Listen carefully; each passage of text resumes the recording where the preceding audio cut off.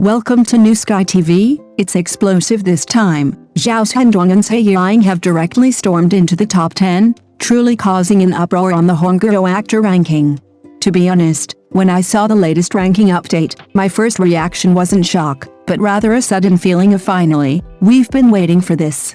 Because today's audiences are really getting smarter, it's no longer about who does the most marketing or gets the most trending topics to secure a high position. This reshuffling of the Hongguo actor ranking has completely exposed this cruel and realistic rule of the entertainment industry, hasn't it? Zhi Chun is overwhelmingly in first place, Zhang Chi is firmly in second, Xiao is making a strong push into the top 3, and Zhao Hendong and Yiying have even directly entered the top 10. With this situation, can anyone still say that short drama actors lack talent? Especially Xiao Hendong, I'm increasingly feeling that he has a very special quality. He's not a standard handsome guy in the traditional sense, but he has a kind of roguish charm and deep emotion that makes people more and more captivated by him. In The Good Girl's Exit, why are the Beijing playboys jealous? Did his portrayal of a carefree young master from the Beijing elite really seem like it stepped straight out of a novel? His nonchalant, mischievous smile when he raises an eyebrow, the casual handing pocket gesture when leaning against the wall, and the sudden seriousness and restraint in his gaze towards the female lead, were also captivating. Most importantly, he wasn't just a superficial playboy, but rather he portrayed a contrasting feeling of not caring about anything, yet willing to bow down only to you. This kind of feeling is actually very difficult to portray, because it can easily become greasy, but Zhao Hendong perfectly grasped that balance. Especially seeing him go from playing rough guys and villains in his early years to now fully embracing the bad boy, handsome, and deeply affectionate archetype, I really felt like he had finally found his comfort zone.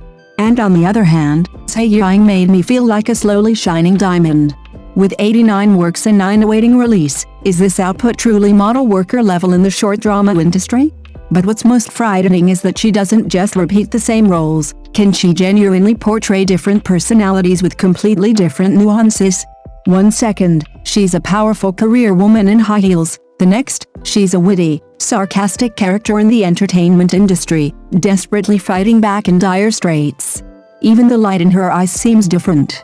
This kind of transformation is most noticeable to the audience, because can you immediately tell the difference between an actor truly immersed in the role and one who's just reciting lines?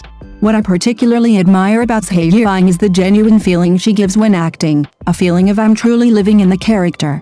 She doesn't deliberately put on airs or artificially create a sense of sophistication. Instead, she naturally infuses the audience with emotions.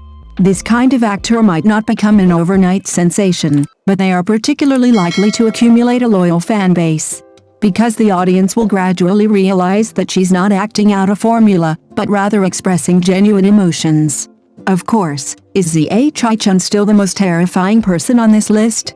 9.6 million popularity points and 16.6 million bi-weekly viewership data. This isn't just simple popularity, it's a complete and overwhelming dominance. And what's most outrageous is that she didn't rise to fame with just one drama, but rather achieved legendary status through 4 consecutive hit dramas. Many actors are now desperately marketing their explosive acting skills, but what truly resonates with the audience isn't just slogans, but the details within the character, right? Zhi Chun's brilliance lies in her ability to make her characters feel like real people, right? Her happiness isn't just exaggerated laughter, and her sadness isn't just tears. Even her silences, pauses, and breathing are imbued with emotion, right? Can this kind of performance truly draw the audience in without them even realizing it? And then there's Zhang Chi. I must admit, is he truly the kind of actor who surprises you the more you get to know him? Many people might have first noticed him simply because his face and physique were perfect for playing a domineering CEO, right? But what truly changed my opinion of him was his role as the deaf young man Zhou in My Dog and the Swan Neck.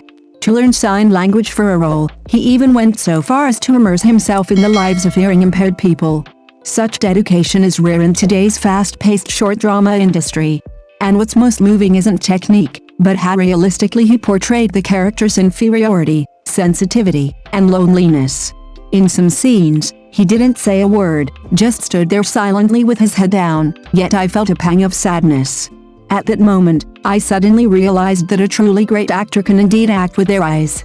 Looking at the current Red Fruit actor ranking, my biggest feeling isn't who's become famous, but rather, are people finally starting to seriously create content? Many people used to think short dramas were just fast food, relying solely on melodrama and formulas to attract viewers. But now, as more and more actors are focusing on acting skills, roles, and emotional expression, won't viewers naturally stay?